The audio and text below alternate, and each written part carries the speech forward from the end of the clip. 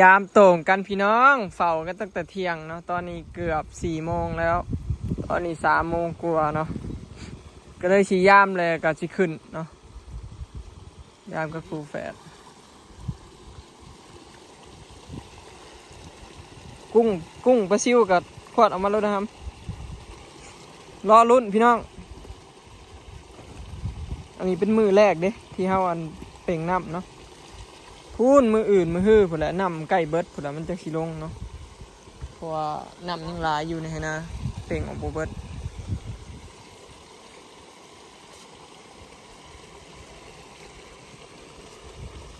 รอลุ้นพี่น้องว่าจะมานไหม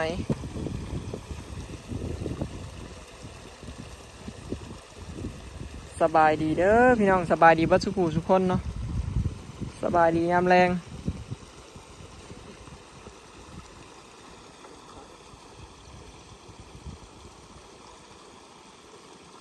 คือบ่นะห้องหนุ่มออกให้เบิดเด้อ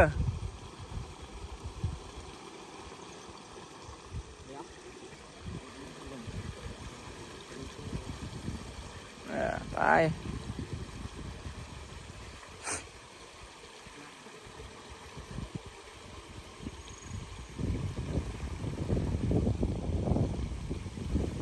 ฝนบ่ตกน้ำบ่ร้ายมันก็เลยยังมีเท่านักเนี่ยพี่น้อง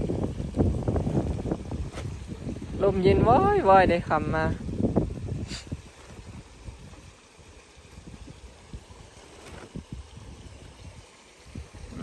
ลุ้นกัน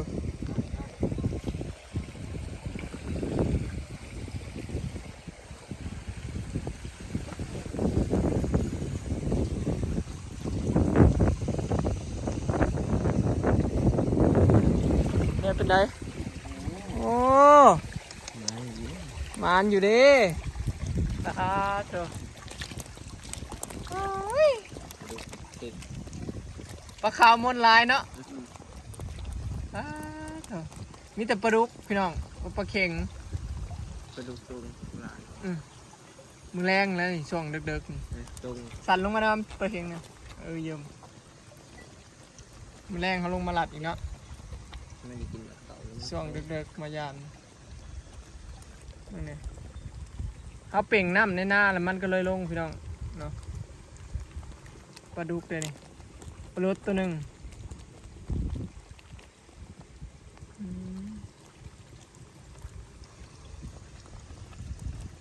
โอ้มีแต่ปลาดุกเลยตักเข้ากัน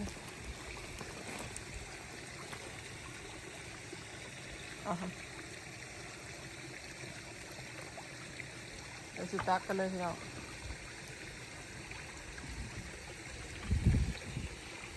มีทั้งกุ้งพร้อมเนาะเดี๋ยวสิจับเลยเอาไปเดี๋ยวให้ชิมอนตักก่อนว่าเขาไปตักบุ้มถั่วเอาโอ้ยยากอะไรก็ไม่ได้เรียบร้อยแล้วพี่น้องก่อนว่าเขาตักเลยให้ในอย่างนี้ตายังยืดแก่เสือกตัวนี้เตรียมมันเขาปลูกอันนั้นไว้ชื่อขารุ่นปลาสั่นลง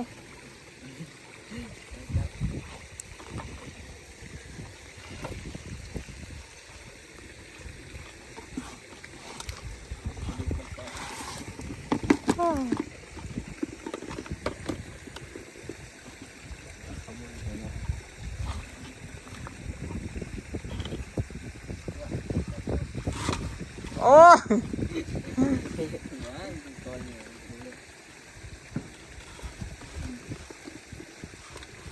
เอาให้เบิดปลา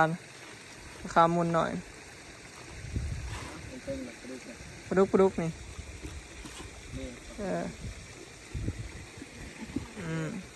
เยี่ยมไปนี่คือปลาของเรานะจ๊ะเดี๋ยวร้ายโตเติบพี่น้อง เนาะเลือกออกก่อนเอาหญ้าออก ก็เขามุนลงไหล นี่เป็นมือแรกเลย น้ำเลย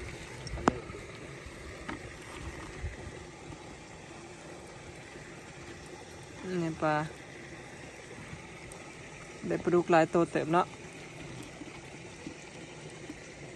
มีเล็กน้อยลงดู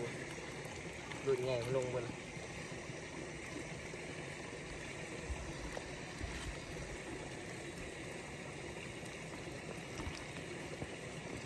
เรียกกุ้งก็มีหลายเติบเลยน้ำมันยังลายพี่น้องมันยังเป่งออกบ่เบิดเนาะมืออื่นมือฮื้อพุ่นแหละยังคิดได้ยามลายมืออยู่เนาะตรงกันบะเข็งใหญ่บะเข็งกับ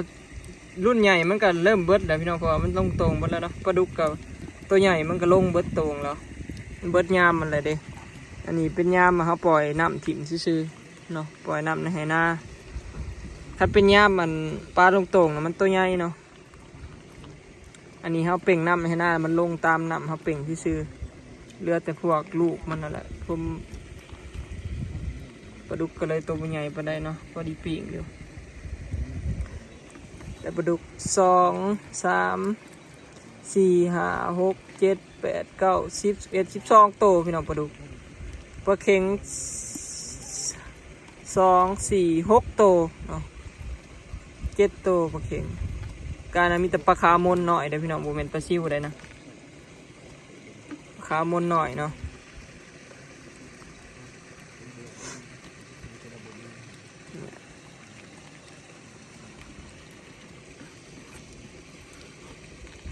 เงินกุ้งก็น้อย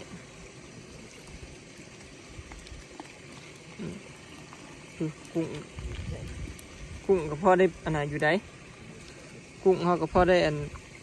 ขัวอยู่ได้นี่บ่นี่ก็แม่นปลาซิวนี่ก็พอได้มกกินหย่อนเลยไม่ใช่หรอแมลงนี่บ่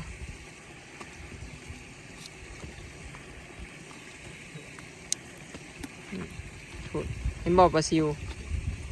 โมเมนต์ปลาขาวมนเห็นบ่พี่น้องเห็นบ่อยู่พื้นหลายเด้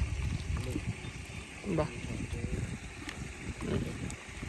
มกใส่กันกับ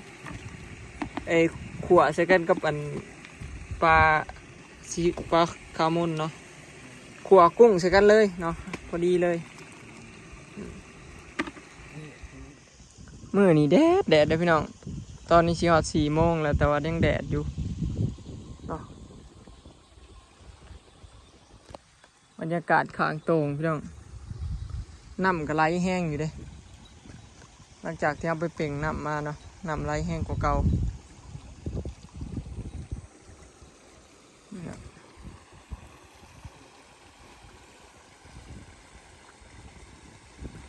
มื้อแรงปลาดุกคือสีลงหลายอยู่พี่น้องเนาะขนาดกลางเวียนยังมีแต่ปลาดุกลงปีนี้ปลาดุกหลายแห้งเนาะถ้าเบิ่งมื้อแรงพี่น้องจากสีลงมายามเนาะช่วงเด้อๆเนาะสีลงมายามตรงเผาตรงกันอีก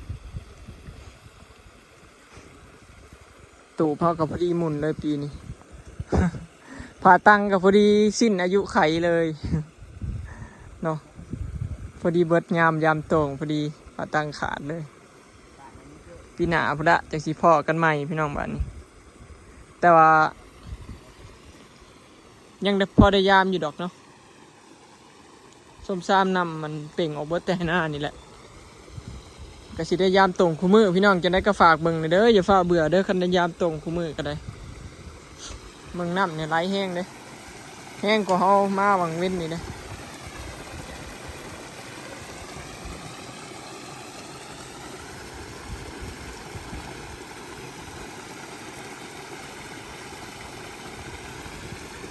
ถ่ารุ่นมือแรงพี่น้องรอบเด็ก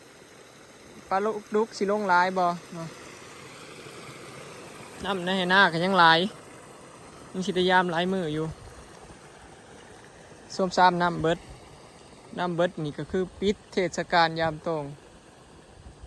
พอเข่าเขามันออกหมดแล้วพี่น้อง ออกกำลังสิก้มก็เลยได้เปล่งน้ำออกเบิดบาน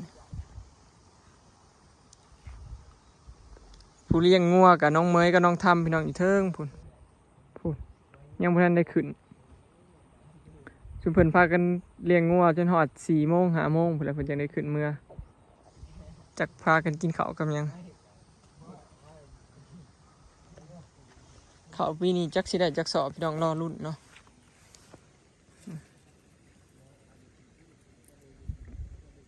ข้าวหาก็ออกเม็ดยังบ่ทันตื่นแต่ว่าเปล่งน้ำไว้แล้วพี่น้อง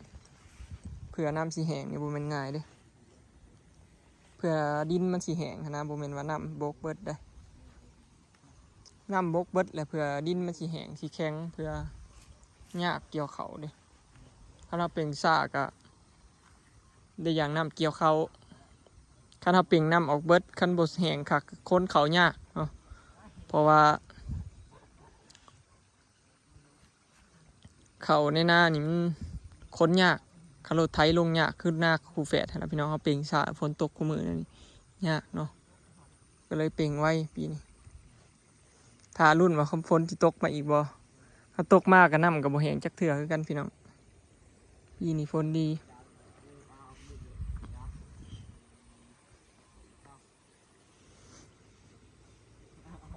นี่แหละพี่น้องเนาะคลิปนี้ก็ยามตรงเนาะ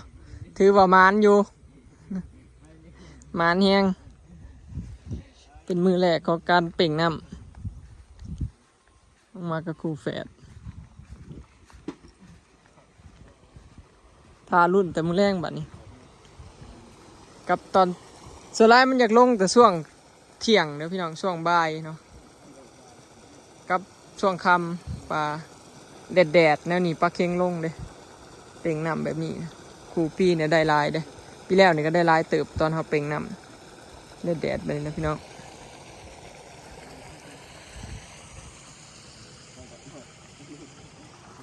พร้อมบ่เด็กๆพร้อมบันย่อหมูแล้ว กล้ามกำลังขึ้นนะ กล้ามกำลังขึ้นบ่ หยกกำลังกายสะอาดนั่นเดียว เด็กๆก็พร้อมแล้วเราสิพากันเอาหมูไปชมพี่น้องเนาะหมูกับหมูตัวบ่ใหญ่ดอกหมูแม่หัวสาวตัวน้อยย่อบ่ยากดอกซิมอนมันผู้เดียวก็ได้ซิมอนวะ ย่อวันนี้ก็ว่า เก่งเจ้าคือ มันจะขึ้นเรื่อยเลย นี่แหละพี่น้องพากันเผาตั้งแต่เที่ยงเนาะก็พากันกินข้าวอยู่นี่แหละแล้วก็ขึ้นไปอาบน้ำไม่มูแล้วก็เลยลงมายามแรงเตรียมปิ้งนกเนาะปิ้งนกแซ่บๆ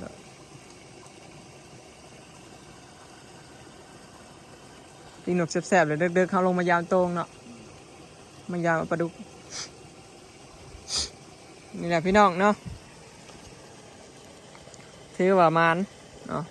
เดี๋ยวเมื่อปั่นกันอยู่เถียงพุ่นละเดี๋ยวเมื่อปั่นกันนี่ผลงานปั่นก็พุ่นละโต2 โตก็ได้ปีกหรือว่าบ่ปั่นก็ได้มือแรงผู้ใดๆก็เอาไป ถ้าบ่ได้ก็บ่ได้ โอ้ยเนาะพี่มอนเนาะไปขึ้นเมื่อบัดนี้พี่น้องคลิปนี้ก็สิขอเก็บภาพบรรยากาศไว้สำนี้เด้อเนาะฝากเบิ่งคลิปฝากเบิ่งโฆษณาให้ในเด้อเนาะพี่น้องเอ้ยไปแล้วสบายดีทีมงานวัยรุ่นหากินหมาน